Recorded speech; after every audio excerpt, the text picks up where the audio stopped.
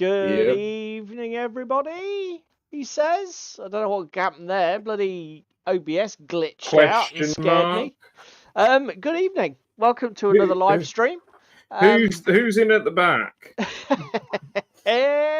Right, let's give a shout out to everybody who's in the chat, as it's already scrolling rapidly away from me. I hope it's, if you're watching later on YouTube, I do hope that the chat is more readable for you.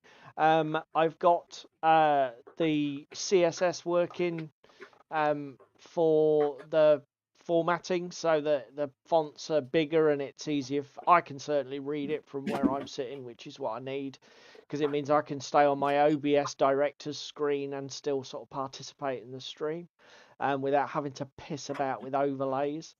But yeah, let's give a shout out to everybody in. Hello to Cheeseme. Hello to some dude on YouTube. Good to have you here, Tim, even if you are lurking in the background and working away. Don't you know, it's just good you're here, son. Don't worry about being top contributor. That's not the point. Hello to Darren, Demon Sub. Go and check him out on Instagram. Great painter. And you'll be seeing some of his work later, oddly enough, because it's this week for the painting competition, Darren. Hello to Upworlder, Stroke Trevor. Who else have we got coming in tonight? I think that's everybody shouted who's in so far. There's no spam. No, she's obviously busy, mate. Obviously busy. Apparently we've got a little bit of juddery video. Bear with us, guys. David's been having problems all night. My computer is already fucking pushing the limits of its performance.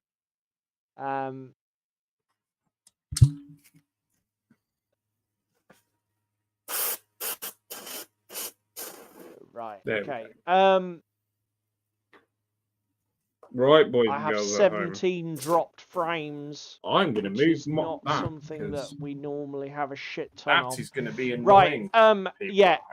Obviously, hopefully, yeah. David's going to be airbrushing his worms.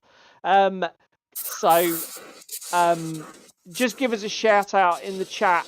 How things are going. My video looks quite steady at the moment, but you'll have to let us know how things are looking, and if things start to become unwatchable, we'll have to see what we can address.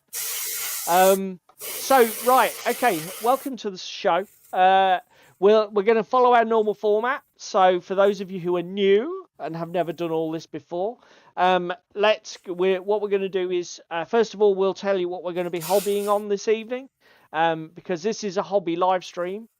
I'm just going to mute David's audio for a second. How bad is the airbrush ASMR, people?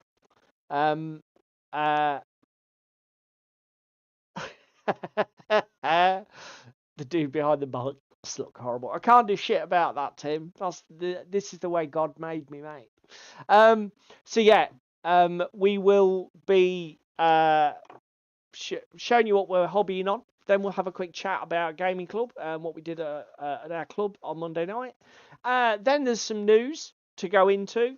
And then last of all, about 9 o'clock, we'll tackle our main topic, which I think we're both going to commit here and now to making not as salty as perhaps it could be. So we're going to do our best to discuss whether corporate business model is really good for tabletop gaming, but without becoming too fucking ranty. Yeah, it's muted because it was loud for me, so I don't know what it was like for you guys. Darren's painting the hobgoblins from Warp Miniatures. Are they metals, Darren? I imagine they are, because you do like your metals.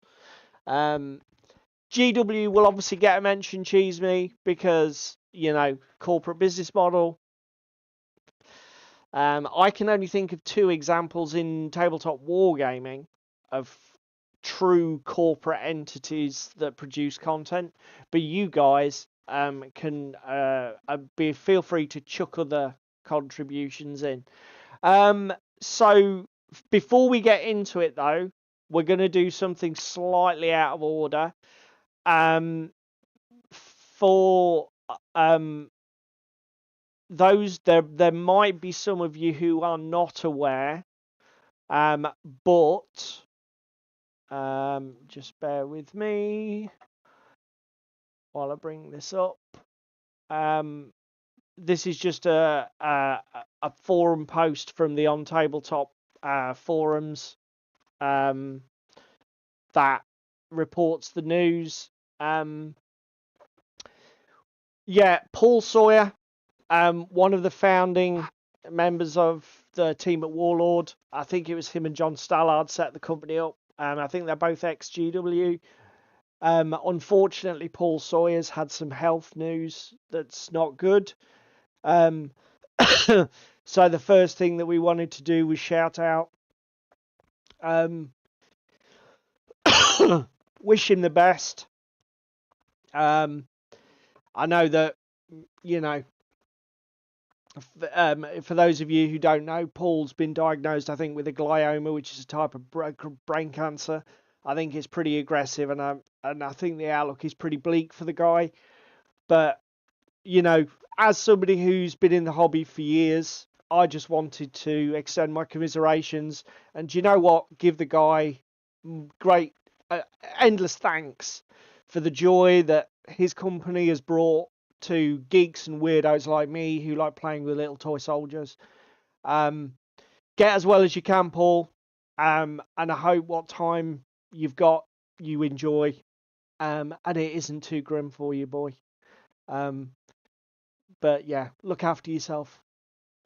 Yeah, it's absolutely yeah, there really isn't a way to paint it in a good light for Paul. And as I say, we just wanted to make this the lead out of the show to wish him all the best. And you know, we're thinking of him. Yeah. So that's the depressing bit over. Let's get back to it. So now I know you're muted a minute, David, but you can hear me, I'm assuming. Do you want me to go first with what I'm working on? Yeah. So tonight I am hoping I am just going to be doing basing tonight, because complicated stuff really I struggle with when it comes to running a stream and getting hobby done. So I've got, this is my Wild West Exodus Lawmen. Get my arm out of the way of the light. So this is my Wild West Exodus Lawmen. We've got them painted to the my usual tabletop standard. See if I can get some slightly better light on that. So got them painted to my usual tabletop standard. I've got the US field drab down, which is going to be my undercoat. All I need to do is apply some PVA and then give them a quick swish around in my trusty basing mix, which is one of the Geek Gaming Scenics range.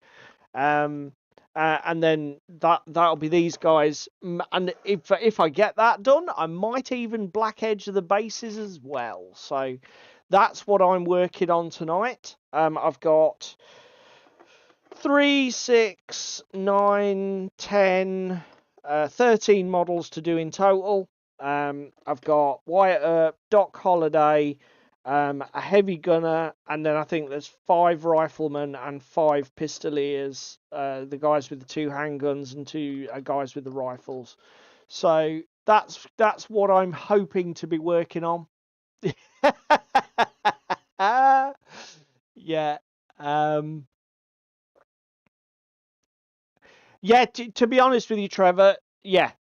This is pretty much the way I base everything now. The Geek Gaming Scenics range are a fantastic product.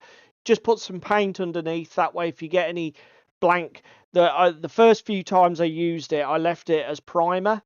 And the problem with that is if you miss patches, you end up with like white dots or what, you know, which show through, or grey dots which show through the product if you don't put it on thickly enough. But yeah, all you do is apply a paint that's it doesn't have to be an exact color match. Anything that's reasonably close. It doesn't even need to be well painted. You'll notice some of these are quite splotchy and the paint's thin and not very well applied. Doesn't matter.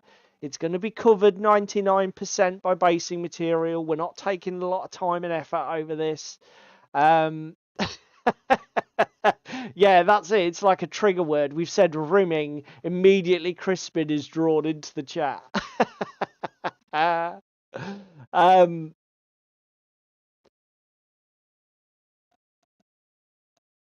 Okay. David's video's just died. That is the third time. Just let me go and have a quick look at... Yeah, okay. David's both tabletop cam and main desk cam have gone. His PC has been nothing but jip ever since we started setting up for stream at about 7:30. So we'll see how it goes. Yeah, I was half expecting this, guys, frankly. So there you go. That's what I'm intending to be working on.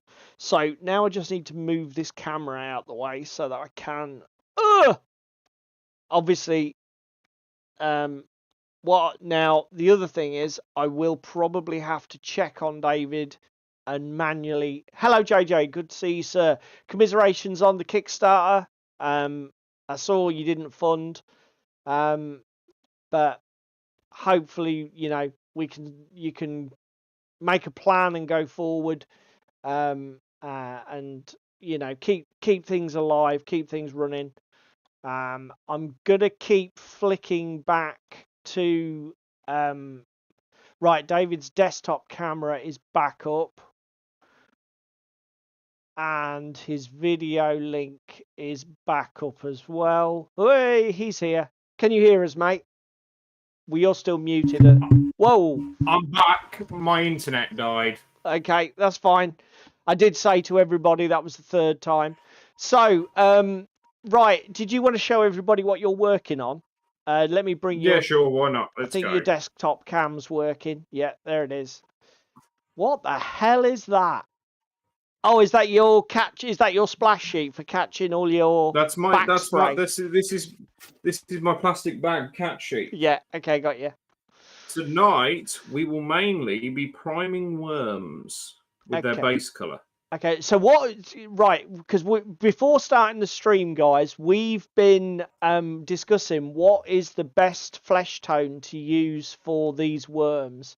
What have you gone with, mate? What's that you've... Beige red from Villaggio. Okay, let's have a look at a couple of the others then. Beige red. It's going over okay. Let me find the baseball bat guy because you might see. Oh yeah, he's got lots of flesh. Are you happy with that? That looks pretty good. It looks a bit orangey still. I don't know if that's your lighting.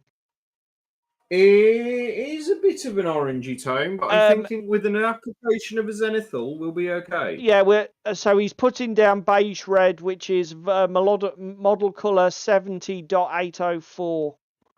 Cheese me. That's the Vallejo. AKA 036.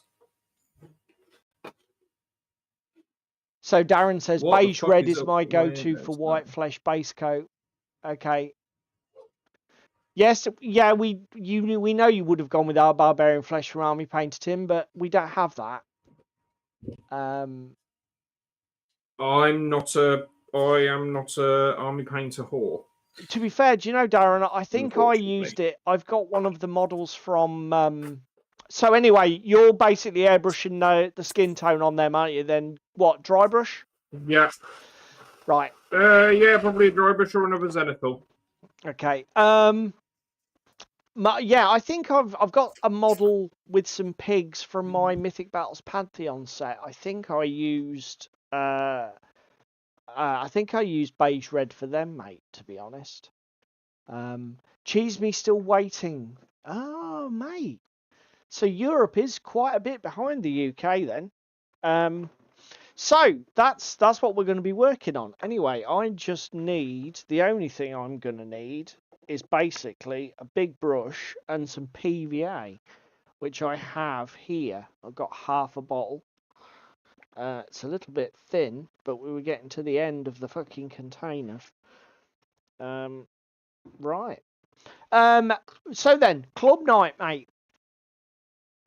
Yeah, to be fair, it's a tough call though. That's why I said if anyone's got a shout out of what to use as a bass tone, because I mean, in the model color range, it's either flesh tones which have quite a lot of orange in, or then it goes into ridiculous pinks.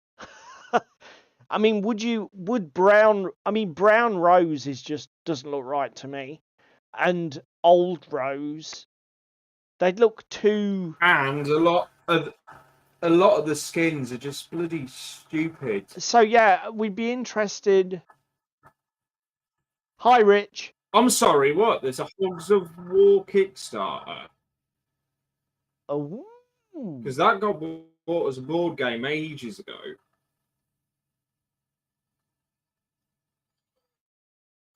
Yeah, that is fair, Cheeseme.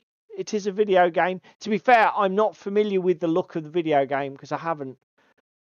Old Rose would have been Darren's shout, actually. Not a bad one. That's number 39, mate. Yeah. That is very pink, though, Darren. Very pink. But yeah, that would have been. I have that. It's just in my other half's possession, and I want to get the fuck on with it. So David's Old Rose has been abducted to somewhere else. In terms of club night, don't really have any pictures. We did our Arkham Horror campaign again. So we played what is for us is the 5th scenario, and we played The Thing in the Depths, I think it was called. Basically, our 3 characters: Rex, the alcoholic journalist, the Stella, the slightly possessed post woman, and Mark Harrigan, the who depressed, who can't shoot for shit. The depressed soldier went basically trudging around some random marshland trying to find some weird beasties. And it went about as well as you'd expect things go in Arkham Horror. We had a bit of an autopsy session at the end of the scenario, and the problem is we've had our asses kicked so hard by the game that now we're getting to like the 5th scenario. We've missed out on so much experience. It is a bit of an uphill slog. Although, as David says, I think out of the 3 decks, my Mark Harrigan deck is definitely the weakest one. And I am definitely failing in my main role to control all of the bad guys and basically just get shit dead. Which is not proving to be a little bit of a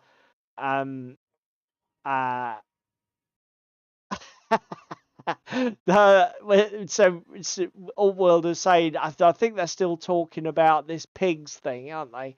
Pigs of War, Hogs of War. Apparently it's £1.32 on Steam, so that's that bought. Nice. So yeah. I mean, the board game conversion of it looks quite good. I've seen it on and off and keep contemplating about buying it. What's this, Hogs of War? But I never played the original Hogs of War video game. Yeah, I never played the original Hogs of War video game, so I'm like, fuck it. Not overly interested. Yeah. But yeah, Arkham went as well as to be expected. Got our asses fucking kicked in the middle of the marsh. Rex was doing his usual thing, which is running around like a blue ass fly, getting all of the clues. To be fair, I think you've really worked out how to play that deck as well. So for you, both you and V really have sort of like dropped into, okay, this is what I'm supposed to be doing turn after turn after turn. And so you were getting your side of the job done. It's just poor old Mark. every time it comes to sort of killing stuff, he seems to get bogged down with some monster he can't face. To be fair, was it turn 2 or 3 of the game, he ended up getting smashed in the face by the big bad monster. That was just fucking hilarious. So I'll go to the central location, therefore I'm nice and flexible. It wasn't even turn 2 or 3. I think it was turn 1. It was really quick, wasn't it? No, it was. I think it was because we started with 2D. Yeah, it was. I'll wander into the middle of the swamp, so I'm between you and V. I'll protect you both. Ah, fuck! My leg's being bitten off. Yeah, I'll go. Right. If I'm in the middle, I'll be able to go wherever the trouble is. Oh shit! It's here. Fuck. Okay. Didn't get that memo. Yeah, great. That went really well. So yeah, I sort of like face planted into the mega boss on turn 1. Yeah. So yeah, it was. But do you know what? As Arkham is, it's always great crack. Hello, Crispin. And to round it out, you were trying to stab the big boss with a fucking knife. That is true. That is another thing. I will say that I had so Arkham Horror is a card-based game where you have a deck of cards and obviously a hand, and I had 3 cards to play in my deck that allowed me to search the top 9. So bear in mind, after I'd got cards in my hand, it's only a 30-card deck. So I've got cards in my hand, I've got cards in play, I'm playing a card effect that says, search the top 9 cards for a weapon. La la la. Did it once. Failed. Did it twice. Oh look, no weapon. Did it 3 times. Give me a gun. Please give me a fucking gun. Game says, no. It's like, oh, fucking hell. So yeah, that, I mean, considering I'm the guy who's supposed to be, dealing with shit, no guns, so that's not happening.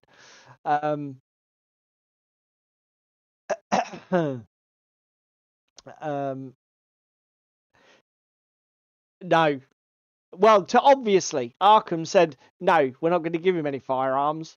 Fucking Jesus. How can... I mean, effectively, I've searched the top third of my deck 3 times and shuffled it. Now, law of probability states, you search the top third of a deck 3 times, that's all of it. That's 100%. But no, apparently not. That's not how statistics work, apparently. When you're trudging down around a swamp in fucking Arkham and you're like, oh, well, I've got this cookery knife. Yeah, that's handy. Great. Good for that. See what you can kill with that, for fuck's sake. Anyway, so that was Club. The other thing that we did at Club, because it was the first Monday of the month, is we did our painting competition. So now where did I put... That's here, isn't it? Yes, it is. Let's hide that. We only had 2 entries. Now the actual category was, I think, Unbreakable, something like that. So I entered and V entered because there was only 3 of us at Club on Monday night. Board game can be sometimes tight for attendance. So as I was painting my Batman Gotham City Chronicles board game, I had a few miniatures out on my desk and I thought, oh, Bane's pretty roided when he gets his venom going, so he would qualify as Unbreakable. So yeah, I painted Bane. So as you're looking at the picture here, in the Gotham City Chronicles board game, you get 2 copies of the miniature. The one on the left is the Bane before he injects the venom, and is sort of like normal Bane. So he's still pretty ripped, but he's not insanely ripped like the second model, which actually has a bigger base as well, which is where his muscles basically go beyond all common sense. and the picture's a little bit small for you guys, but that's because the other pictures in the slideshow are quite large, so I've had to sort of shrink it down so that they don't explode out of the frame. If I'd have thought about it and done some better planning, I could have enlarged the image. But I will be putting a project up. I will be putting an entry for this up on a Gotham City Chronicles project on OTT when I get round to it. Essentially, it was quite quick to paint because, as you've seen, Darren, it's basically the same. The 90% of the paint on both miniatures was identical. Again, it's just my board game level of my cheap and dirty painting. Base coats wash, bish bash bosh, you're done. The only thing I did different between the two miniatures was the tubing that contains the venom juice that's been injected into Bane's brain. They're a different colour on the inactive and active models, so they're a dark green on this one, on the left one, and they're a brighter green on the right one. And also, I talked about it on stream last week about doing the veins. So I went in and I did the veins on Bane's torso and arms because he's got a lot of very ridiculous standout veins in the venom injected one. I did them in a really bright, intense green. I think it was probably lime green, I want to say. Or, yeah, I think it was lime green or olive. Yeah, no, it was this one. It was lime green, model colour lime green. And the problem is they didn't really stand out enough. So what I then did was did an agrax to add the muscle definition and shade it. But then what I did was I went in, I tried something a bit weird, and I think it worked. And it might be a hot tip. I don't know if I can actually make this bigger without fucking things up. Let me see if I can do this.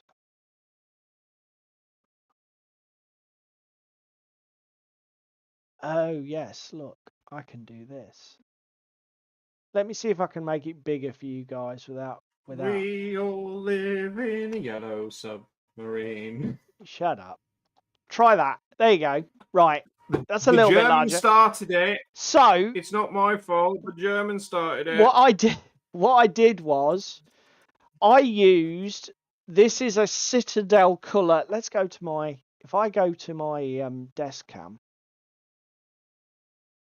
I can show you guys what I used.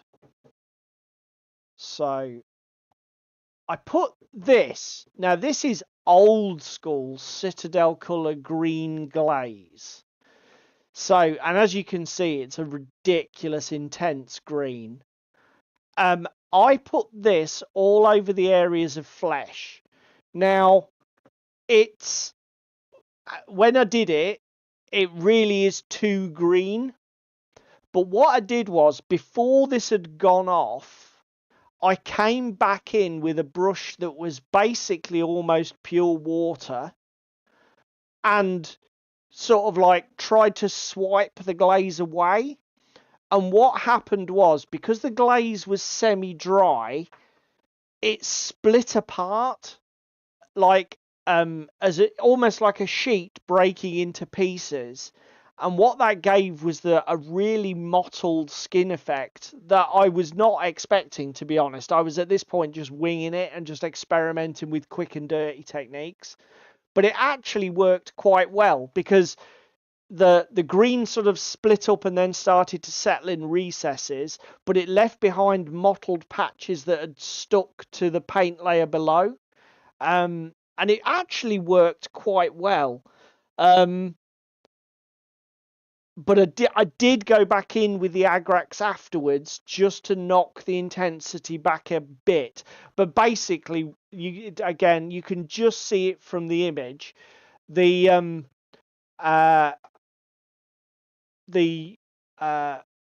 skin tone has got a real green hue to it on the sort of like roided Bane, the active Bane. But as I say, I'll put all the details in the project, but as a quick and dirty technique, putting a glaze on and then trying to hit it before it's fully set, I think it worked. And if you're doing an organic surface, something that's got an uneven coloration or mottling, zombies was the first thing that I thought of after I saw the result. I thought, fuck, that would work really cool on big zombie models like zombie dragons and zombie ogres and that sort of shit. So I'm probably going to be trying it again on something else in the future. But that was my entry. Now, and just to spoil it for everybody, we didn't have a winner because obviously with only having 2 entries, it's a little bit ridiculous. So, well, that's what I wanted to avoid. Let's see if I can. So, the other entry was V's. V put in his. Now, this is, I think it's a Slanesh demon off the GW Cauldron of Doom kit. Because I think in the new version of AOS, he can actually wander around the board under his own steam. I'll just try and reframe him slightly better. There we go. Try that. Hey, Troy. It looks a bit Avatar of Kane. It does, but and I don't know if it's actually based on that model or what. But it's. I mean, again, it just looks very Slanesh. Hi, Troy. You're welcome, mate. Yeah, thank you. So, yeah, that was the other model that was entered on the night. And as I say, we normally do a vote system. We normally do a vote system to see who's winning, but with only 3 people attending and 2 of those had entered, we thought, nah, fuck it. We'll call it a draw, because we only do it for, you know, like reputation and that anyway. It's not done super serious when we do the painting competition at club. So yeah, that was that. Rich. And we have an entry from our fantastic community, as usual, because he's a complete JBB Uns. We'll be talking about it at about 9 o'clock, mate, when we get into the main topic. But essentially, we're going to ask the question: Is corporate gaming ever good for tabletop hobby? And yeah, whatever comes from that. And then we have one entry from our fantastic community, and that is good old Demon Sub Darren. Now then, Darren, you did tell me in your email what this is entry is, but feel free to tell everybody at home what miniature you've entered.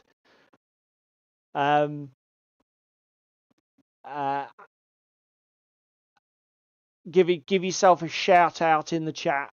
As usual, fantastically photographed, great backdrop. But yeah, so that's the painting competition for this month. Now then, mate. That is baller as fuck. Yeah. Sci-fi samurai. Yeah, I know. I mean, to be fair, aside from the painting, Demon Sub's choice of models, the where he picks his models from is fucking amazing. A triad boss from Urban War from Seb Games. Yeah, nobody's heard of any of it, and it's fucking amazing, mate. Where you find these metal, I'm assuming. Look, great basing as well. Is that thing it's standing on? Is that actually a 3D sculpted tile floor? It is, isn't it? It's not a picture or a photograph. There's 3-dimensionality to that. Yeah. Fuck me. It looks brilliant. If you want to see more stuff like this, just go to follow Darren on Instagram. He posts some great pictures, all sorts of eclectic stuff. So yeah, it's well worth checking out. One other thing, I want to give another shout out actually, before we get into anything more, and a thanks. So where am I going to find it? This is it. This is it. Let's move that to here. Okay. We got our first shout out really outside of the On Tabletop community. Hi Toros, good evening, mate. For those of you, first of all, for those of you who don't know who the On Tabletop community are, they go to ontabletop.com. They're a website that curates all sorts of hobby video content, news, game playthroughs, hobby stuff, painting tutorials, you name it, it's there. And attached to it is a fantastic community of people we call ourselves the Otters, or Backstagers if you're old school like some of us. It's a 40 quid subscription for the year, gives you access to paywalled video content. There's a Discord server, great community of guys. Obviously we've been mentioned several times on the On Tabletop platform because obviously I'm an active member of the community. And most of our audience are, which is fantastic. Yeah, don't tell Lloyd I said Backstagers, will you? Or I'll be blackballed. You've now just been banned for life, mate. Yeah, Lloyd, we're not allowed to use Backstage. It's off brand apparently. Who decided it was going to be branded anyway? Hey, mate. Now that they're part of, Corporate Daddy says they've got to do... Corporate Daddy Wayland. Yeah, they've got to do everything professional-like. None of this amateurish crap. Well... Cheese me, always lowering the tone. Yeah. Or Cogs, yeah. Actually, yeah, that's true. We've got more bloody nicknames than... Oh no, the Brokeback shit's back. Anyway, what was I talking about? I was talking about we actually got a shout out from outside of that community. This is the Joy of Wargaming channel. He's a hobby content producer. Seems to produce a lot of one-page rules stuff at the moment. But he's done other things, game reviews and that sort of thing, and battle reports as well, I believe, on his channel. He just gave us I think it was in his YouTube community, he just gave us a shout out. So do you know what? I wanted to, return the favour. Now this was a video of his I picked out that I'd watched. It's one-page rules focused, and basically what he's doing in this 20-minute video is talking about why the alternating activation system gives you a much more dynamic game than Games Workshop's classic I Go You Go. And he sums it up brilliantly at one point quite near the beginning of the video. Essentially, he says imagine that the table state is a puzzle that you have to solve. But the during a game is changing constantly. During a game of 40k, that puzzle is set to be solved at the end of each turn. So let's say it's a 5-turn game. There are 9 puzzles to solve during that game. With an alternating activation, that puzzle solving process explodes exponentially, increasing the engagement from a gameplay point of view. And it's such a clever little video and very well argued that, do you know what, even if he hadn't give us a shout out, it really deserves a shout out anyway. I mean, it's something we've always said all the way along. It's the Rubik's Cube you're solving, but the opponent's trying to solve it a different way. Yeah. And as I say, by all means, go and check out his channel. Check out some of his other stuff. It's the kind of YouTube I like to watch. It may not be the most polished and it may not be the most ambitious, but it's not necessarily about that. It's about the thought process behind the content for me. I like it. Taurus, big effing hammers solve puzzles. Some puzzles, Taurus, indeed can be solved with a big effing hammer. Darren, don't start. Right, I've been airbrushing for 40 minutes. Yeah. I'm a third of the way there. Oh my god. Right, we've got 20 minutes to get through the rest of the news, so we'll speed run it.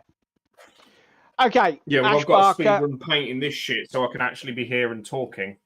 Ash Barker, Guerrilla Miniature Games. Fantastic channel. If you haven't watched it, go and watch it. If you go and follow him on Patreon. To be fair, Ash is the only Patreon that I back on a monthly basis. This man is the king of independent gaming. He will shout from the rooftops about anything and everything. And he does such an important job, I think, in the community. But at the same time, he's ex-Games Workshop. He knows. I think he was at one point consumer sales director for North America. So he's got some serious chops on his CV. This video is one of his stream of consciousness type videos, and basically he makes comparisons to the new Kill Team and how it's a return to the philosophy of the old Hammer products like second edition 40k that's behind him there. I mean, while we're on this subject, I'm going to take a little bit of a segue and say, oh, hang on a minute. Yeah, code word for the painting competition. Do you know what it is, David? Can you have a... Trevor's put it up. Where? Oh, core. Well done. Yeah, so core painting competition for next month. Okay, so the keyword, the theme is core. We will be having the painting competition will occur at our gaming club on the 7th of October. So we will be talking about it on stream on the 10th. So if you want to get a model in, Trevor is Upworlder Toros, a guy from our gaming club, local to us. First off, can you actually get the date right? It's going to be judged on the 3rd, you fucking heathen. Or no, it'll be judged. Oh yeah, no, we will judge it on the set. Oh, that's really confusing and irritating. Yeah, because the 2nd is the Monday. No, it's not. I was right. The first is the Tuesday. Yeah, the 7th is the Monday. Because the Never first. mind. Yeah, so it's the 7th, and then we will obviously share on stream on the 10th. So, just David, stay out of it. Everybody's confused now. So, if you want to get mentioned, and if you want to put a model in for the painting competition on the 10th of October, you can either message me on the On Tabletop Discord under Warboss D, which is the easiest way. Send me the picture as a DM, or there is an email address in the link or the description box below the video. You can send it to that and enter the painting competition that way. So, new Kill Team. I fell out with Kill Team because I couldn't fucking buy the products. I got sick of Games Workshop's ridiculous pre-order system where you had to sit in a queue, and unless you were free at 9 or 10 a.m. or whatever the bollocks it was on a particular Saturday morning, no way could you get it. And after I missed out on about 2 or 3 products sequentially, I was like, I'm out, fuck off, because I actually quite like the new iteration of Kill Team. I know it's quite not everybody's cup of tea, and whatever, but I think it's a great game system, and it's in the thing that never really chimed with me with Kill Team before was it's basically just small scale 40k. It was never different enough, but the new one is a completely different game system, with model activation points and stuff. It's so different, and for me that's like, yeah, I mean, I'm interested already. I've played it. I think the system's actually very well done, but like I say, I gave up because I was not willing to pay scalpers double money to get shit on eBay that I couldn't buy because they didn't make enough, and it was all fucking FOMO release. So this brings us to the new kill team. Now they say they're streamlining it. The new stuff looks fucking amazing with the Vespids. They added a solo mode to the rules so you can play it on your own. There is so much I want to fucking get excited about for this game. Hang on. Did you just say solo? Solo. Are GW feeling okay? Well, this is why it's been big news on the internet, because they are taking a whole new direction. But the problem comes back to this. Am I going to be able to buy it, Games Workshop? Because if the only way I can buy it is effectively entering some sort of digital fist fight at a time predetermined by yourselves, I'm not doing that.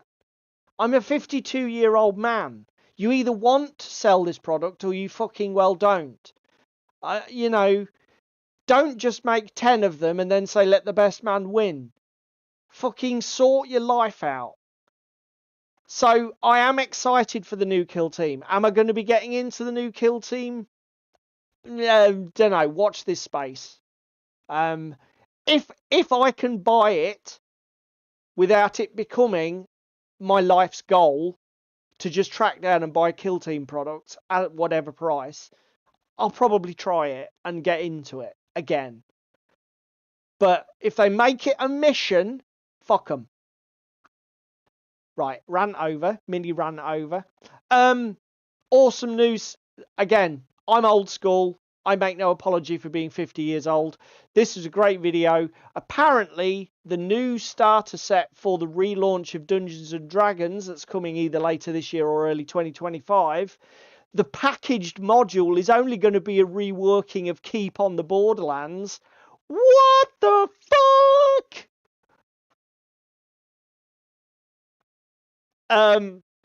So, yeah, this is, oh no, I'm 53 now. Well, I was born 71. You do the maths yourselves. So 53 I am now. Yeah, so Keep on the Borderlands, an absolute institutional classic of Dungeons & Dragons, already been reworked once by Goodman Games. It's almost too good to believe that this is appearing in the new iteration of D&D, because it's such a step sideways or a step back from what they've done with the new D&D products, because this is a grindy dungeon crawly module. It's old school with a capital old, but it's a fantastic news and a really interesting thing to me anyway. More news. Dave from MS Paints. It's been a while since I've given Dave a shout out, but this video, man, he's back on form. Dave has made an absolutely fantastic video that covers basically everything you need to know about buying a hobby light. He goes into all the different terminology, even some of it that I can't even fucking remember. So, from the obvious stuff such as color, temperature, and Kelvin, right down to the color reproducibility index, is it the CRI of the lights? He compares ridiculously expensive lights with cheap shit off AliExpress, and it's just a great video. And as usual for anything from MS Paints, the cinematography is amazing and it's so well put together. It's just mind-blowing. Just a great video. So go and watch it. I don't know if anybody is interested, but I'm going to share it just in case the people who are. X-Wing obviously has been had its throat slashed by AMG and Stroke Fantasy Flight Games, so it's been sentenced to death. I think they're going to basically let it limp on for 12 months with some tournament play, but basically it's done. But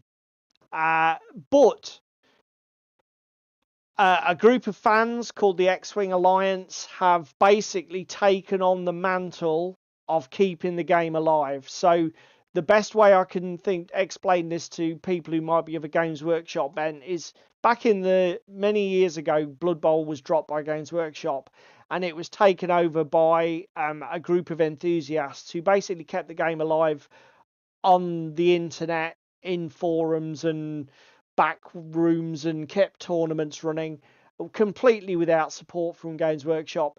And basically these guys are going to do the same thing for X-Wing. As far as I'm aware, they have the blessing of AMG and Fantasy Flight. I don't think these guys are facing any sort of copyright shit or issues. AMG and Fantasy Flight seem to have been quite magnanimous about letting the community take on the game and just basically manage it from now on. So if you are into Disney might have something to say, though. What's that? Disney might have something to say. Probably. Yeah, who can fucking tell? Let's see if Disney It definitely will be the answer. Cheesy says, does the mouse agree? Yeah. Well, anyway, hopefully these guys get left the fuck alone to do what they want. But we can but tell. We'll have to wait and see. Papa Disney. So if you are what's the gist? If you are a fan of X-Wing and you were sad to see the game go, these guys are going to be continuing with all sorts of points updates and revisions to the mission thing. They're going to be taking over the mantle of organised play in 2025 when only the last of the Fantasy Flight or AMG events have run. So as I say, go search out the X-Wing Alliance. They've already uploaded a massive document that's got some explanation of what their philosophy in game development is going to be going forward. There's a huge points adjustment for the old first edition stuff and second edition stuff. So they've already started the job of rebalancing points. And as I say, most of these people are active people in the community who've already been playing in tournaments and know the game like the back of their hand and are frankly fucking obsessed with it. Exactly the kind of people you want running a game. People who eat it, breathe it, and are fucking obsessed by it and don't really care if they don't earn a crust for it. They just do it for sheer love. This one's from David. So obviously Tim's looking forward to Spiel. This one's from David. So having played our crazy Arkham game on Monday, David sent me this video from a channel called 3 Minute Board Games. I'm not sure if this guy is a Kiwi or an Oz, but he's from somewhere down. He's Kiwi Wellington. He does a lot of board game reviews. He's a really good lad. He tends to break them down to in 3 minutes. He does a lot of, well, if you like this shit, you're going to like this. If you don't like this shit, you're not going to like it because it's got a lot of that involved. He also typically at the end of every 3 minute review goes, if you like the sound of this, also try looking at this and this and this instead. As evidenced by the background in the particular screenshot that Paul has picked there. He's got a lot of games that he does a lot of demos, etc. But this is one of his longer form content. So he's looking at how the Arkham Horror LCG has basically stole his sanity. He did collect it. He did collect the first two and the base set. Then he sort of packed it up because the release schedule from FFG was a bit meh. Well, I think the biggest problem he had was they released everything in such little piecemeal fashion. Yeah. It's exactly like the rant I've had about Kill Team. This guy wanted to play the game and collect it, but he couldn't buy anything in New Zealand because the release schedule was shit, the production was shit, and the products were all over the place. And he was struggling to get to New Zealand as well. But with the new release schedule, he's got it. He's going to in the next sort of 12 months because he's got a few of his mates moving back to Wellington. be running a longer form campaign. He asked on the video when this was, but I think this video at this point is about 9 months old. Yeah, it's So fairly. he's It's probably not exactly a recent video, yeah. well the way through it. But yeah, it's a really good video, and it's great to see a guy. Like David said, he starts the video with, "This isn't like my other videos. I'm just going to tell you why I've become fucking obsessed with this game." And it's just like, Yeah. you know, if you're somebody who sort of like thinks, "Oh, I own far too much of this. Whatever am I thinking?" It's great to see other mad people like you on the internet who go, "No, it's not just you. I'm fucking insane too." But yeah, great video and a great channel. Hi guys. Go and check him out. Yeah, I'm looking. I bet you are, Tim. Tim says, some dude on YouTube says, looking forward to Spielessen when Asmodee Germany will be emptying their depots. What, fire sailing all that X-Wing stuff, you bastard. I bet you're going to get some absolute steals there. Fuck's sake. That's so annoying. When is Essen? I don't know. Tim, tell him when Essen is in the chat. I'll probably get to the answer before he even gets to me. Almost, it's the 3rd to the 6th of October. Almost like we scripted it and almost like it was planned. Our final news item at 4 minutes to 9 segues beautifully in today's topic. So let's talk tabletop. I've given this guy a shout out a few times now. Great little talking head videos, not over long. Again, and maybe it's just me. I tell you what, I am envious of this bloody resin terrain, which I think is from Game Mat EU and is now no longer made because is Game Mat EU. Our club has a set of this, and I want a set of this, and they don't make this anymore, and I sad bear. But it's apart from being sounding a little bit gay there, sir. Just say it. I don't care. I want this terrain. I don't care if I sound gay. I want this fucking terrain. And I can't buy it. So yeah, basically, he sort of like has a little mini rant about why a game that's made by a corporate firm will never be as good as a game produced by an independent game creator who's working on their own or for themselves, or essentially anybody whose agenda is the quality of the game and a passion for what they're doing, not a share price or a fucking quarterly statement. And all I can say I'm is... halfway there on my words. All I can say is, fucking men. Oh! Cheeseme's coming hard. I call BS. Okay, right. So this is good because this means it's going to be a feisty one. This is going to be a controversial topic, obviously.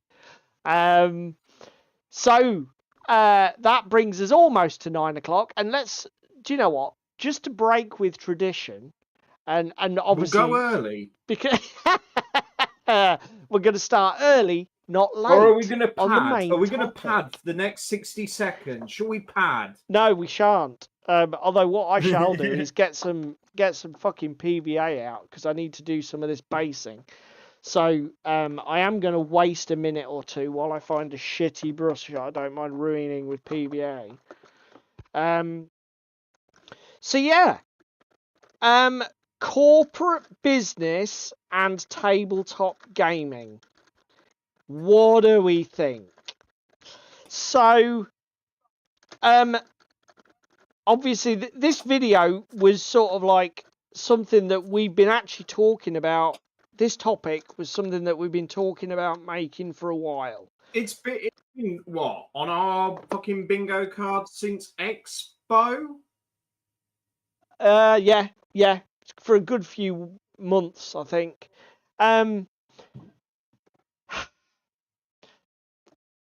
In terms of, I think, first of all, let's clarify something. Number one, I think this really applies most of what we're going to discuss is pretty unique to, yeah, well done, Toros. We're going to do that first. Yeah, Cheese Me, you make a very valid point, sir, and I'll give you that. This pretty much... Can I just add to Choose Me's comment? Go on. Was. Too soon? Cruel. Oh my god. I'm going to put my goggles on. Let's put it this way. I think this conversation, a lot of what we're going to discuss applies quite uniquely to miniature wargaming. Because the corporate business model, and by corporate, what do you mean by corporate business model? Essentially, what I mean is that a company who has shareholders, and that sort, that is the company that is in charge of the production, design, and marketing of your gaming product. And I think there are probably... I'm not such a good board gamer as I am a miniature war gamer. I play some board games, and I do have a contact with the industry through YouTube and videos I've watched, but I'm not as clued up on it as I am miniature wargaming. But I think that there are more probably examples of large corporate companies that produce board games, even hobby board games. Exactly like Hasbro, Games Workshop, any company that's listed, say, on a public stock market, whether that's here or in America or wherever, a listed company that is a big hitter. That is what I would define as the corporate business model. I would not include in that a medium-sized company that might have a board of directors that, say, entirely own or partly own the company. If there isn't a sort of like an... Say, for example, Mantic. Yeah, or Warlord. I don't know how the share allocation in Mantic and Warlord is, how much Ronnie owns and how much other people own. I don't know the details on that. I think there was Hornby owns some of Warlord, don't they? That was a news story from the other day. Yes, Cheese Me's just come in here with Archon Studios. Now, Cheese Me, is that you saying Archon Studios is publicly traded? Because I'm not overly familiar with the Archon Studios stuff, other than their Dungeons and Lasers stuff. Yeah, I wasn't aware that Archon were publicly listed, but I, as far as I was aware, the only two... Yeah, you can tell. And again, that is related to the fact that that's where the financial interest is. That's where the financial control is. The only two game companies in what I would call miniature wargaming that are corporate are Fantasy Flight and Games Workshop. But I think it's something... There is sort of an inevitability that corporate business model... The problem with corporations is when they've got spare cash, as soon as something looks like it might be profitable or worth buying to make more money, that's what they do. They buy it to make more money. They don't buy it because they don't buy a failing company thinking, oh, it'll be sad if this company goes. We really need to buy it to save it. They'll buy a failing company because they see it for cheap and think they can turn it around and make a profit, or asset strip it and make a profit. Can I just wander in here? Go on a then. Second. Right. I know what you're saying about corporate business, and obviously we've just defined, for example, Hasbro and GW being publicly traded. Yeah. The other one to probably add to that is Papa Disney. Not that Papa Disney produced miniatures, but the reason I'm mentioning Papa Disney, and it's probably going to get us cancelled on the internet, God forbid, is because there is such an intrinsic link to elements of gaming that are licensed because Papa Disney, or equivalent thereof, own the licenses and tie the hands of the game devs behind it. And I know we've mentioned it before, but it doesn't help make a beneficial game because they only I think you're right. it. Yeah, no, what you make a valid point, mate. And I suppose the moral of that story is, or the ultimate point there is, even if you are, I mean, let's take what was it? What was fucking what's his name? See, what was Alessio's company called? Black Horse. What the fuck was it? Yeah, it's Black Horse. That's now part of Mantic, isn't Okay, it? Black Horse. So the one that immediately popped into my head when you were talking about that was Terminator Genesis. So Alessio, absolutely great game designer. Man's got chops for days. River Horse, sorry. River Horse, thank you. I knew it was something horse. Thank you. I assume that was somebody in the chat. Thank you very much, guys. Yeah, it was Choose Me. River Horse produced what is a pretty good game in the Terminator Genesis miniatures game. It was DOA. It was dead on arrival. Yeah, I wasn't sure if they were entirely private because I know we had a Hornby story last year, wasn't there, about shares or something? Yeah. Interest in it. Yeah, they bought a percentage on it. Yeah, I mean, basically, Terminator Genesis was DOA, and it was DOA because of the corporate. The movie was shit. The problem was, like, the Terminator Genesis killed itself. Basically, poor old River Horse had no chance with that once because of what the license holders did with the rest of the property. Yeah. And I think that is a very fair point. But actually, to be fair, it leans into this because ultimately the blame didn't lie with River Horse, I don't think. And again, this is the thing that I'm trying to say. Yeah. River Horse produce good games and have produced good games. River Horse believe in what they do. That is inarguable, even if you don't like some of their game. I mean, I'll be honest. Terminator Genesis did appeal to me.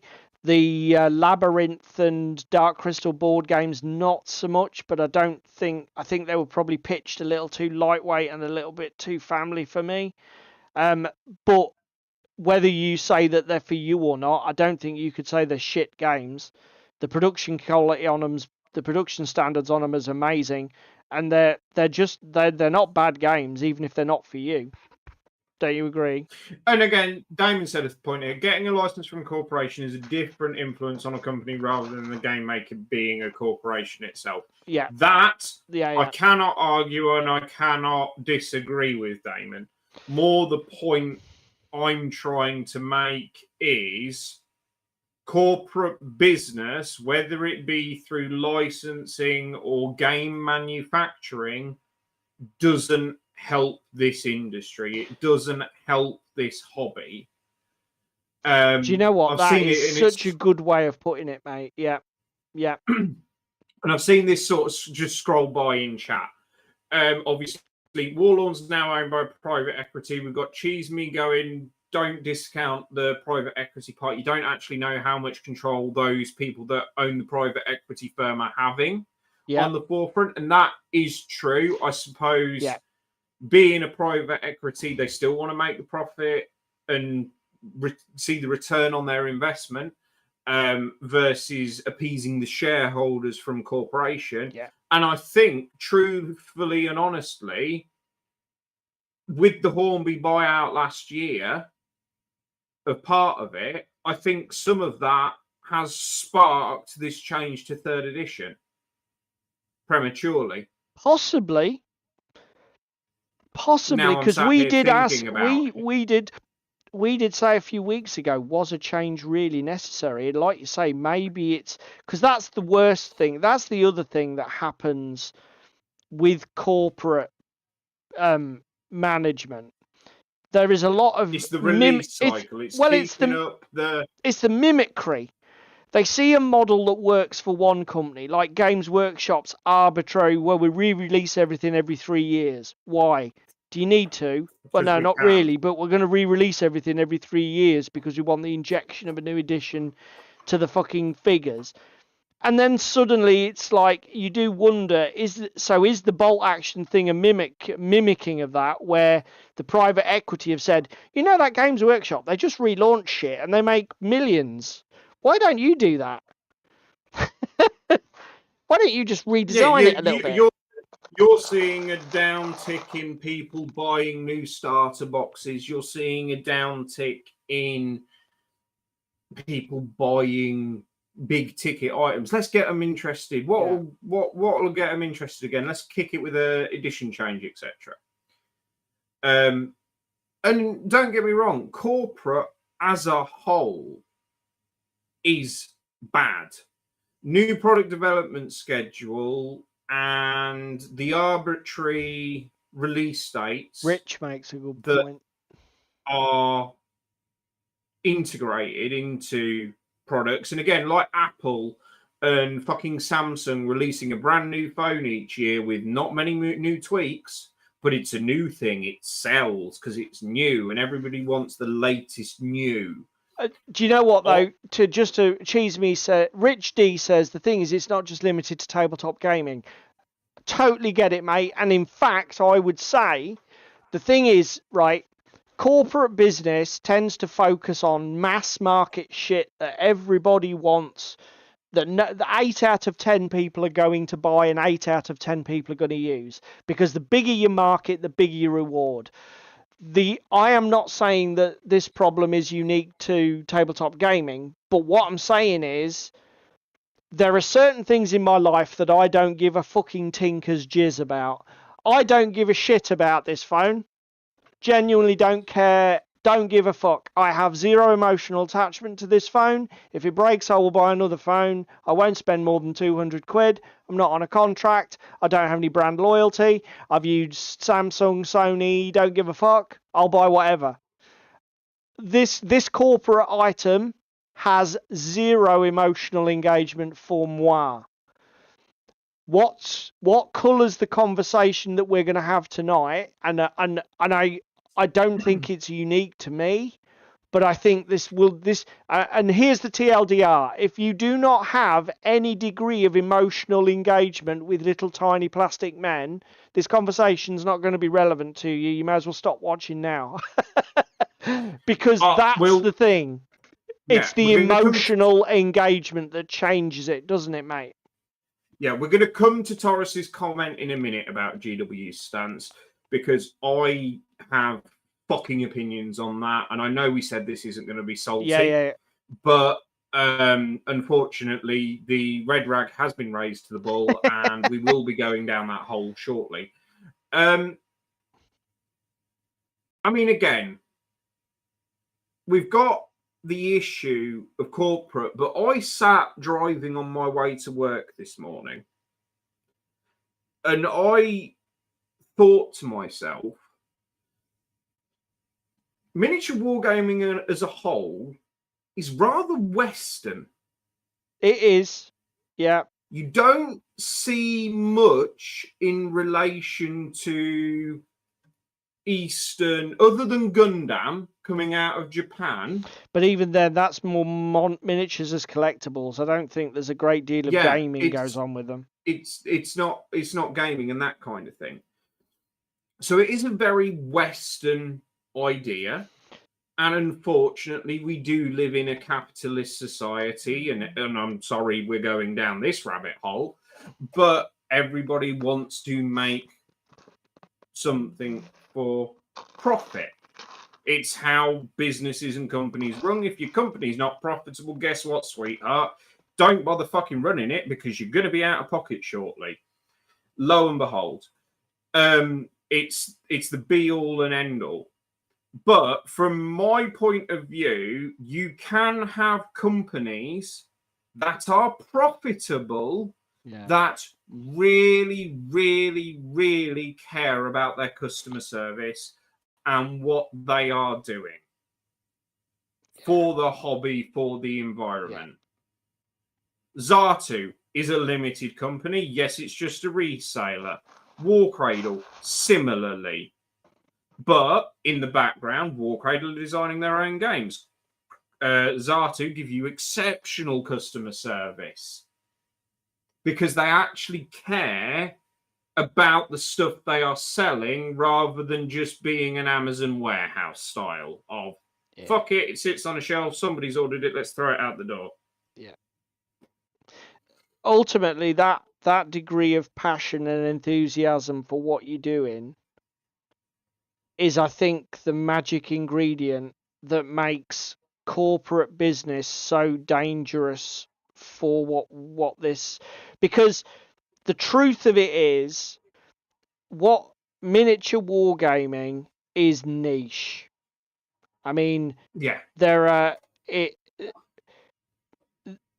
not hundreds of millions of people playing Warhammer 40k this weekend across the fucking Europe or wherever.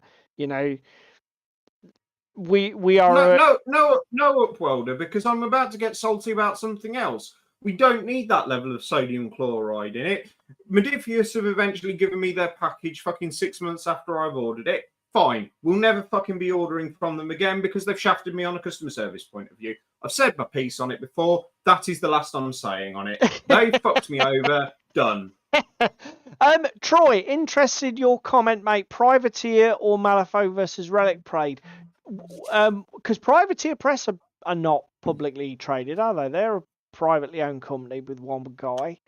What I don't know, Relic Blade. Now that's the game that's made by one guy, isn't it? It is literally one guy. Does the artwork, designs the miniatures.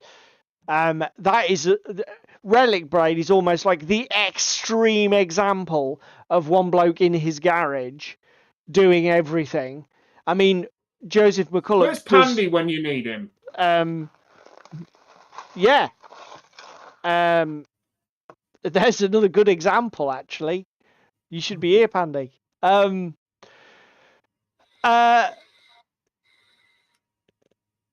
Okay, so Privateer do have other investors. It's not just like a person. No, Pandy is here. He's just fucking lurking.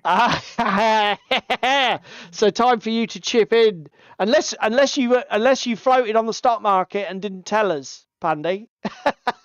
Yeah, he's only just arrived. Okay, he's probably been at a shareholder meeting, isn't that right, Pandy? Only just got away. Sean Sutter, that's it. Yeah. He is pretty much the definition of Wargaming's one-man band. But you go, and then after you go, we're going to come back to the earlier comment regarding GW. Oh, God. I mean, yeah, so for me, look, I'll be honest, I'm gonna admit, I want to say that it never works. I want to say that so much because I have such an antipathy towards what large scale business is trying to do to something that I like. There was an earlier comment I saw to that effect. I'm just going to. But I have to say, if I tried to push that through, I'd be being disingenuous and lying, because I think Cheese Me was the first to shout out X-Wing. We will admit. I mean, again, we will admit at this point. We will admit at this point that large corporate companies can produce successful miniature-based games that have some longevity, some quality, and some passion behind them. It can happen. But one serious contention I would make is, although it can happen, it's far less likely to happen than if your company is of a smaller or medium scale and run by people who just have an absolute passion and enthusiasm for what they're doing. And as long as they can keep them and their employees afloat and, not living on the bloody breadline, then everything is fine in the world. I think that group of that whole group of people is likely to produce a better product for us miniature wargamers. Damon hit the nail on the head earlier. He said our hobby belongs to us. If somebody exploits us for profit, we're either going to take it on the chin because we love the product, or we hate them for corrupting our game and our hobby. Cheese Me says small companies may have the passion, but their games won't ever take over the world. I'm just going to ask something here, right? Probably 10 or 15 years ago, I would have had this idea, this dream in my head, and this dream in my head that wouldn't it be amazing if, like, there were just as many people, if I met like 10 people a day who did what I did, who had the passion I had, did in the same way that if you are into football, you could probably walk into any pub or workplace and find somebody who's got a passion for football. There's a ubiquitousness about it here in the UK. Football is the national sport. A lot of people are football fans. Literally millions, tens of millions of people are football fans in our country. Okay, I'll be honest. Nice to see the same for I don't have that ambition or dream anymore. I don't want to gatekeep in any way, and I think David's already sort of like touched on several things. White middle-aged men predominantly dominate what we do, and that's sad. I'd love to see more women. I'd love to see more ethnicities doing what we do. Just about to chime in on this with you, Paul, because of the industry I work in, because I'm an engineer, in most industries that I have worked in, have stumbled across people that are in the hobby, know what I'm up to. Like the current workplace I'm at has 3 other people that collect miniatures, war game, not necessarily regularly, but they play with their friends and other things. Okay. The previous company I was with had 1 or 2 that were aware, had done some stuff when they were younger, but then packed it in when they grew up, got a family, that kind of thing. Yeah, which is very common, frankly. It is what it is. I mean, again, Crispin's just chimed in as well here. He's in IT. It's a similar thing. I think some of it relates to the industry that you've worked in, Paul. Yeah. Healthcare not being particularly geeky. Versus obviously engineering and IT that are being cited here. Yeah. Obviously more geeky. I mean, to be fair, Cheese Me makes a valid point that there's a difference between football geeks and football fans. But to be honest with you, Cheese Me, I wasn't trying to, because that's the other thing, I wasn't trying to say I want to meet people who are like me and David. We are fucking obsessives. Let's be honest, we're sitting here talking about it on the fucking internet. I'm not talking about that. I mean, even if somebody said, oh yeah, I like to play Warhammer a couple of times a year. I play with my son or whatever. But you don't meet them. And it's because what we do doesn't appeal to a lot of people. Commonly. And it's a shame, but I'm not sure that, because this is the argument, isn't it? If you are a corporate... I think JJ's just fucking nailed it. Yeah, I mean, that is exactly, I think, the difference. The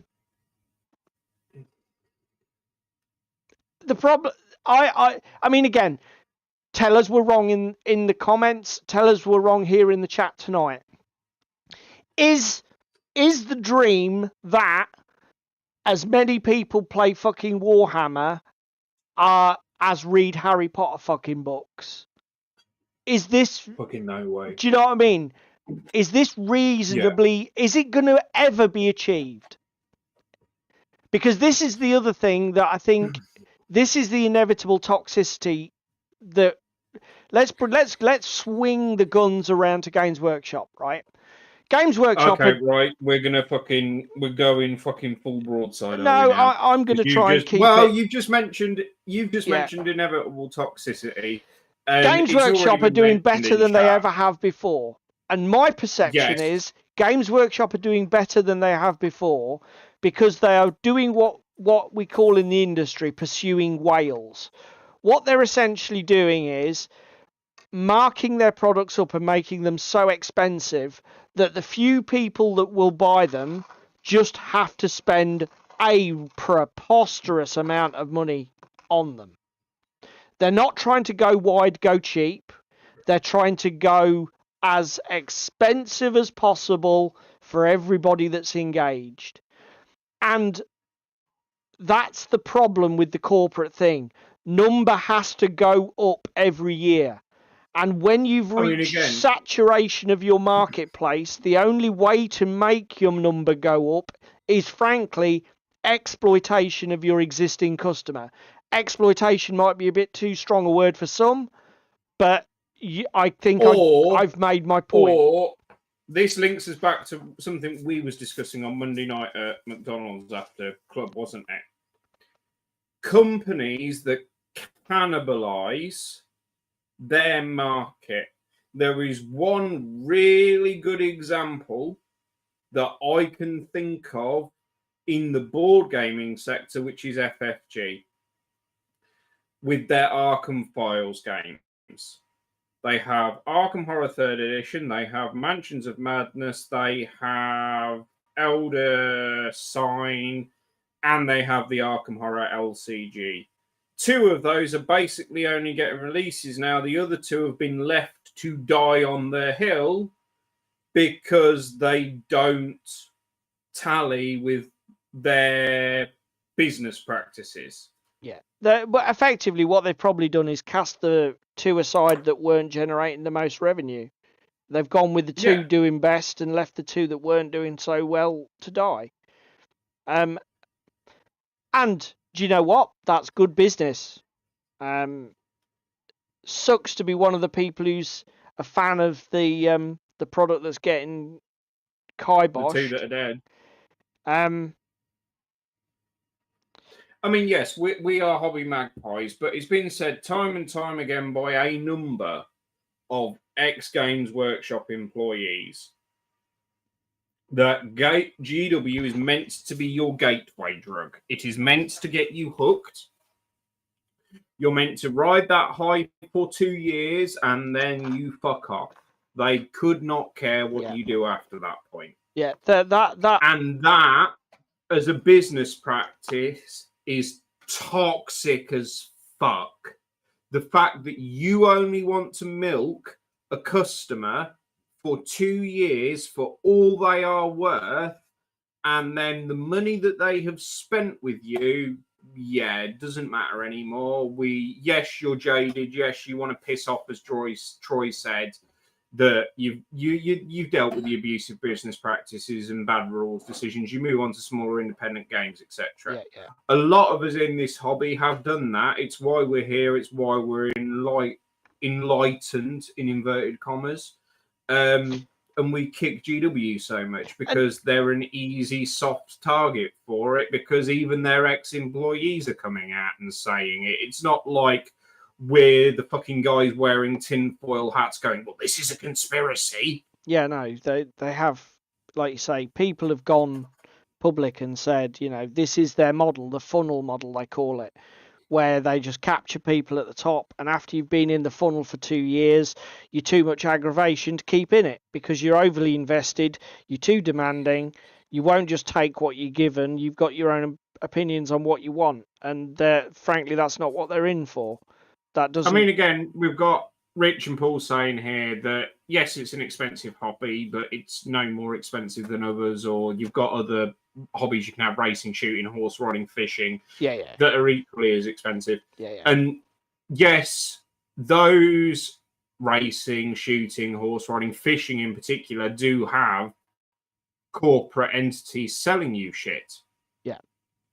And releasing new products constantly. And again, similarly, I think the issue we have, and me and Paul have touched on it before, with a board game, you don't feel too bad when there's a new 120 quid release for your board game.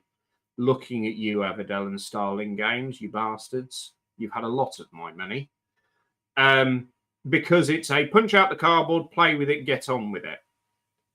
Because we are playing with miniature soldiers and we have invested time and effort into painting them, assembling them, preparing for our games in the case of a GW game, because the rules change every 30 seconds, to have the enjoyment from them is what it is. It's fine to a degree, but when corporate come along with their silver platter with, look at all these new releases, and wouldn't it be nice for you to have these, or just releasing stuff for the sake of power creep, like a certain company that I'm not going to utter the words for, just to make the game better and make you buy the next big thing, it's not beneficial, because you buy that thing, particularly if you're new to the hobby and you're being exploited, and then it rolls around 2 years later, that thing you bought 2 years ago that you invested 50 odd hours into assembling, painting, played 20, 30 games with, you are now at the bottom of the pile. I think Can I be devil's advocate here? Okay, I'm not disputing anything that you've said, and definitely there are examples where corporate mismanagement, USA Libertarian says those other hobbies are not buying 10 cents of plastic for $50. The question of margins is another good one, but we'll get into that maybe later, USA Libertarian. I'm not disputing anything you've said, mate, and to be honest, you know me, I pretty much feel exactly the same as you, but if we label the kind of things that you've been talking about as customer exploitation or mismanagement or deliberate fucking acts to maximize profit over customer satisfaction, it's not just corporates that can do stupid shit like that, is it? I mean, no, and again, we touched on it earlier. Look at the fiasco with Guild Ball. You know, Steamforged. Yes, we're looking at you.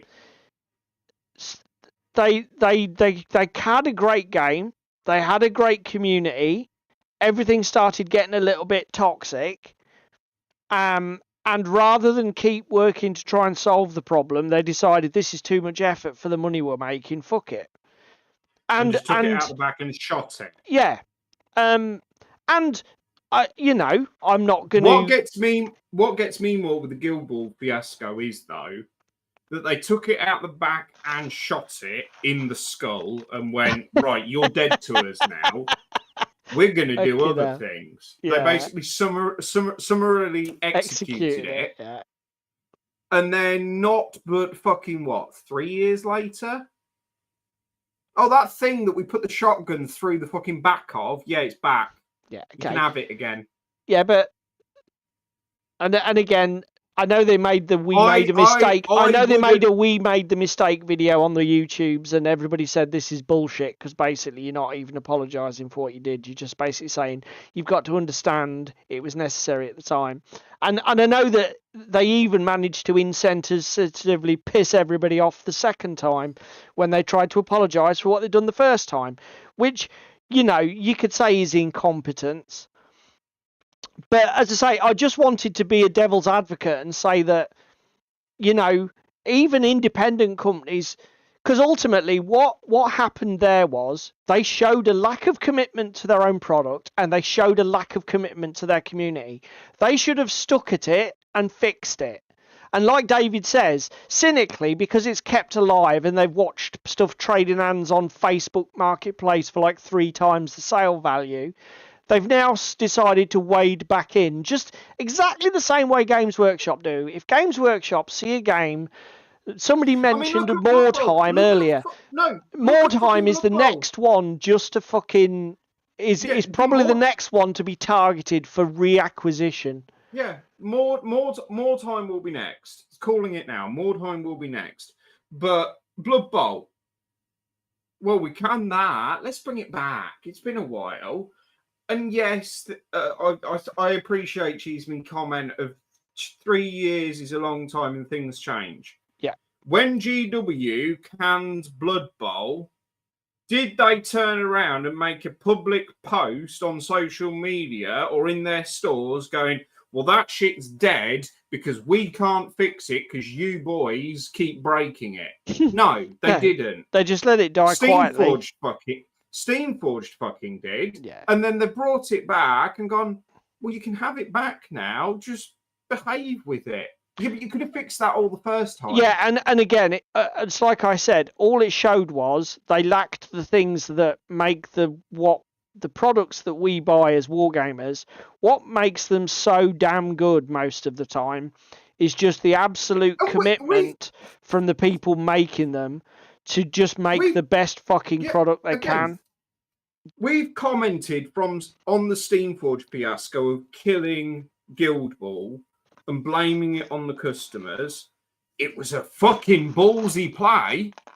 It was a really fucking ballsy play to do that and stick your fucking colours to the mast and go, no, we're fed up of fixing this. It's costing us too much, or for whatever reasons that they killed it. Because they never really did come out and say. Can I ask you a what if? It's the 100% U-turn. I wouldn't have minded had they killed Guild Ball and just left it the fuck alone. Right. And in 10 years' time brought it back. Can I ask a question to you and everybody in the chat? If anybody is sort of familiar with Guild Ball debacle and is like riding the train for the relaunch where they're going with this sort of semi-digital model with STLs and shit, I'm going to ask you a question, and I don't know the answer. I'm just generally interested. All of their problems happened before when they chased the competitive scene. Do you think that they will, on this relaunch, that they will treat it like a leper colony and go no fucking where near it? Or do you think that they will chase competitive play again? I know what my answer is in the back of my head, but I'll wait to see what people at home say first. I mean, cheese me. You want passion, but then don't want to deal with the consequences when the passion says fuck it. No, it's not that, because me and Paul commented on the Guild Ball debacle and said, yeah, we're not happy it's dead, but we can still play it if we can get hold of a second faction for me. Yeah, I mean, I don't think fuck it is ever born out of passion. Fuck it's born out of anger and frustration, but it's a different mindset and emotional palette to passion. You know, when you're passionate about something, it's like me. I mean, an example that I could think of is Game of Thrones, right? I am passionate about Game of Thrones. I have reread the novels 3 times now. I'm currently on my 4th reread on the ebooks. I own them all that have been published. I've watched most of the TV show, but gave up on it because it wasn't that good. I would watch House of the Dragon, but I can't subscribe to every TV service, and unfortunately it's on one that I just can't afford to subscribe to right now. I do have the book. You're fucking brilliant, mate. I do. I do have the book that sort of triggered the whole House of the Dragon thing, his semi-historical narrative. Am I frustrated as fuck that he hasn't released Winds of Winter or whatever the fuck it's called, and that he's been writing it since I was in shorts? Of course I'm fucking frustrated. But am I any less passionate about Game of Thrones because I probably won't ever see that book? Unless it's ghost written by somebody else because George is now getting old and he's too busy. No, yes, it's frustrating. Yes, I'm upset about it, but I'm not going to sit here and say, well, that Game of Thrones is shit now, because it's not. It's still brilliant. It's absolutely brilliantly written prose, and it's fantastic storytelling and great character-driven narrative. Is it fucking tragic? Do you reread them so that they can coincide with the next book being released? This is my 20th reread. That's what it is. Basically, it's been so long, I have to keep rereading them, Taros, to remind me what was in the story. So yeah, I mean, I don't think if you let negative things like that dampen your passion, you're ever truly passionate about something. Do you know what I mean? And in fact, it's perfectly understandable if you're passionate about something and then somebody shits all over it that you get angry.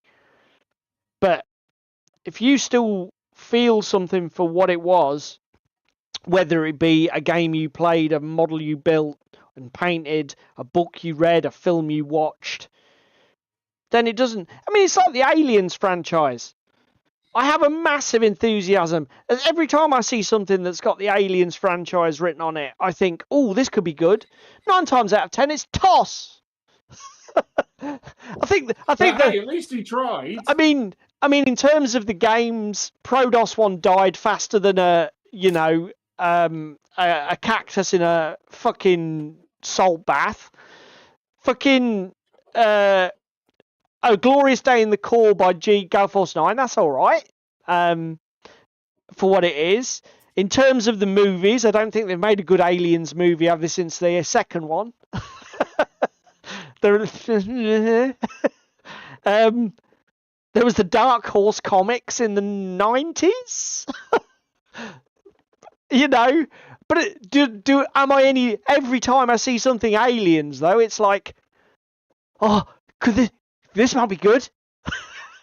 It might be, Paul. You never know. That's passion. That's enthusiasm. Some might say ridiculous optimism as well, but do you know what? I'm going to say emotional sadism while I'm here. And I think, as I said earlier, you could throw examples at us and we'll have to say yes, definitely. Large corporate, multi-million-dollar, publicly listed companies can produce gaming and tabletop hobby products, whether they be miniatures, board games, role-playing games like Dungeons and Dragons, although I think that's lost its way, but then again, I'm a grognard. I mean, it's never been more popular, so what the fuck do I know? But my pushback would be, those big companies, when they get it right, I think it's fucking blind luck. I'll be brutally honest. I think it's blind luck that they get it right. Can I stumble in with the one company that did get blind luck on their first play, and we're sat there on their second game going, what the fuck have you done, guys? Go for it. Corvus. True. But then again, we might be outliers. I'm going to call this. I think Warcrow is going to be huge, and you and I are going to look like idiots. But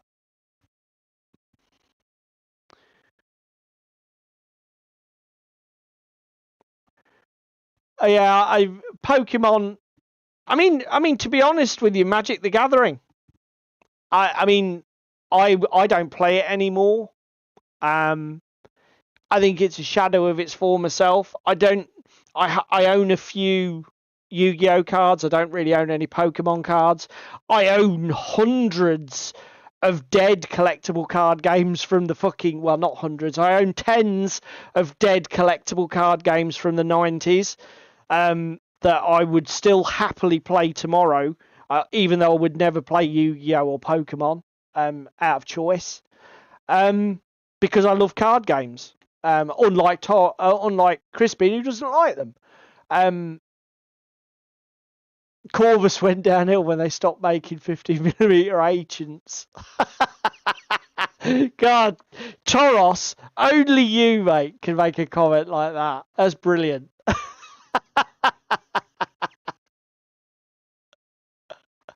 Oh, God, strip poker. Tim, behave. Yeah. I don't know. Hello, Spam. Oh, you've been waiting for your internet connection. Good for you. For everybody who doesn't know, Spam is David's other half. Sam. Very, very late to the party, babe. Yeah, no, I mean, Darren, you are right, sir. I mean, the only thing is, right, okay. Here is another thing. Okay, so Darren sort of said, yeah, but if you're a small company, aren't you more vulnerable to getting things wrong? And then you come up with a brilliant game and then it dies anyway because you fucking mismanage it and go bankrupt. Citing Rackham there. Because I tell you what, confrontation is still spoken about today. It's a shame we haven't got Jerry in the chat because he boycotts YouTube. Because I think Jerry could probably go on for at least another hour and a half about confrontation without any kind of prompting whatsoever. So, although Rackham did manage to screw the pooch, their game was fantastically popular at the time and still has a huge following, nostalgia and otherwise now. So, I get your point though, you know, but again, I would push back and say I don't think it's any more likely to succeed or fail than not. There's one thing that will be true. Somebody said it earlier, I don't know if it was Tim, it won't ever be the biggest thing, it won't ever be the next big thing.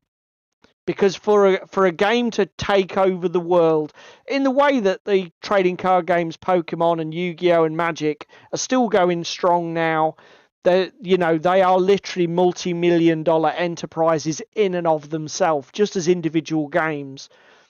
Those games wouldn't be in the hands of small independent firms at this point in their life.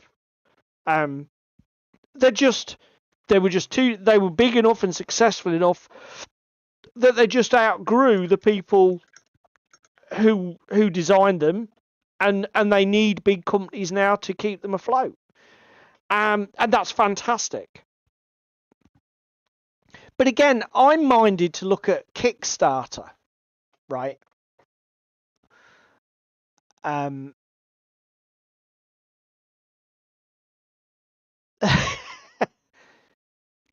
God, cheese me, are you trolling us? You've never heard of confrontation? It is confrontation, isn't it? I'm not being the mad old twat in the room. That Rackham's game was confrontation, wasn't it? Or am I the idiot? That genuinely surprises me, cheese me. Yeah, okay. Thanks. For a minute there, Darren, I thought, hang on a minute. have I ballsed up here?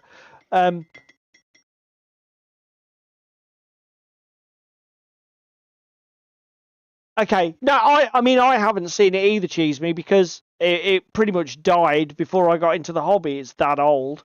But that's not true because I started playing Rogue Trader, so I guess it was a contemporary of mine, but I had no exposure to it because I was in the Games Workshop ecosystem at the time. Yeah. Again, it might be a Dutch thing. You see, Kickstarter. See, Kickstarter. Hang on, can I interrupt just before you go on your Kickstarter rant? Because you've just touched on a point there. Yep. About cross management and everything else, right? Corporate are incestuous as fuck, want to tie you in because you just mentioned your Games Workshop here. To be fair, they were not corporate at the time, though, mate. No, but the point I'm making here is you get tied into GW for a period of time, then become disenfranchised and find new things. Because if you want to play games and you've got a local GW store, guess what, sweetheart? You're only playing GW games. And I get it from that point of view. But we've always said and bantered about, what if GWs in the 90s had made the decision to become more of an open gaming house? Yeah. Of supporting their own products and allowing other games to be bought in and played as well. Yeah, well, to be fair, mate, that's exactly what they were. Then they deliberately made the decision to stop doing it.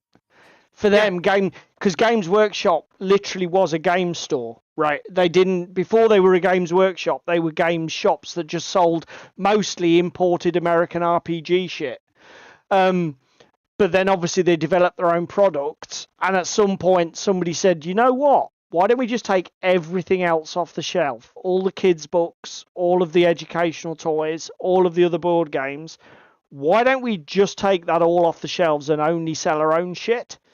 And they went, Monopoly, that's a good idea. To be fair, though, that's extremely rare. I was trying to think of an example. I know that Apple have like iStores that sell only Apple stuff, don't they? Somebody can correct me if I'm wrong, as I am completely outside of the Apple universe. But you don't get, like, if you go into a regular Phones for You, Apple stores. Bose do it as well, Cheese Me, is that what you say? Because they're like an audio files thing, aren't they? They do speakers, and so what you're saying is that there's a store you can go to and you can only buy Bose. You can't buy any other shit. Oh, they're gone. Okay. But the actual Games Workshop, where it's an absolute retail monopoly, that's pretty fucking unusual. Can anybody think of any others? I'll be honest. If I was being brutally honest with myself, that practice alone is enough to make me say, you're not having my money, you bastards. But then I have this genuine, I guess it's almost like a reflex aversion to that sort of like deliberate monopolization of people's time and attention. Disney stores, yes, that's a fucking good shout. Yeah, they're also at it. Food outlets are I mean, Cheese Me, you're not wrong. But is food the same? Do you know what, mate? Maybe do you know what? That is such Lego stores. There's fucking loads of it. At this point, are we just critiquing capitalism in the Western world? Because that's what I feel that we're at. I mean, I'll be honest, it isn't. It's not something that's easy to defend from my point of view. That sort of deliberate monopolization of a marketing space, where you can, because you have bottomless pockets, you can literally dominate the high street by sheer physical presence. Come into our store, you will see only our shit. You will buy only our shit. But the food thing, that's an interesting crossover. I think we're going to have to set the food industry aside, because I'm not sure that it links in with what we're talking about, and I'm not sure that it isn't different. I don't know what you guys feel. I don't necessarily feel, but again, I'm not invested. I don't give a toss if I have a McDonald's or a Burger King, as long as I get something to eat. So it sort of falls outside. Clothing stores. Yeah. It's just, and this forms really the core of the thesis when we say, is it ever good? And I think in what we do with Tabletop, here we're 5 minutes to go. This is a brilliant way to wrap it up. Is that it's supposed to be communist fucking propaganda from Paul there? The hammers. Yeah, look, what we do is a niche within a niche. If you take tabletop gaming, include hobby ball gaming, role-playing gaming, then we're a niche within that niche. We are a very small group of people. And, you know, if you're watching this and you bumped into this video by accident and you managed to accidentally last 2 hours, if you haven't tried our hobby that we are so passionate about, please consider giving it a try. Check your local area to see if there's a game store or a gaming club. Pop along and see if they'll give you an intro to something. If you have any kind of geek interest at all, whether that be a film IP or fucking Gundam models or railways or whatever, there might be crossover. You know, find some, we can probably lure you in some way. But ultimately, we're a small group of people. I don't think corporate has anything much to offer us. That's my thesis. And while I cannot hand on heart, and I would love to say that it's always a bad thing and that they've never got it right and there's never been a good product that had the filthy corporate clause in it, I'd be lying. They have hit upon master strokes. Fantasy Flight and Games Workshop both have produced fantastic games and fantastic products that have brought that even I've thought, yeah, they're good. I enjoyed that for what it is. But I just think your firm, however small it is, whether it's 6 people, 20 people, or 60 people, will probably make better products for us, wargamers. Whether that be miniatures, rules, terrain. Because you're probably doing this because you love it as much as we do. Why the fuck did you lower the tone like that?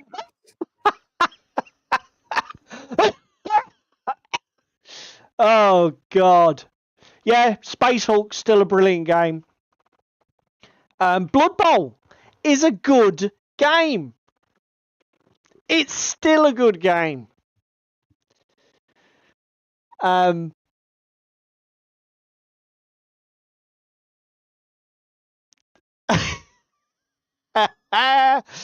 Look, 2 minutes to go. It's time to wrap the stream up. If you've got an opinion, so everyone, they're like arseholes. Everyone around here's got one. Stick it in the comments down below. Here's the question, right? Does the corporate business model get bad rap? Is it actually all just communist propaganda, and actually all of the things that are wrong with the world, and particularly all of the things that are wrong with the things that we're passionate about, is this all smoke and mirrors, and actually it's all our fault, and we just love to blame other people for what's wrong? Tell us in the comments.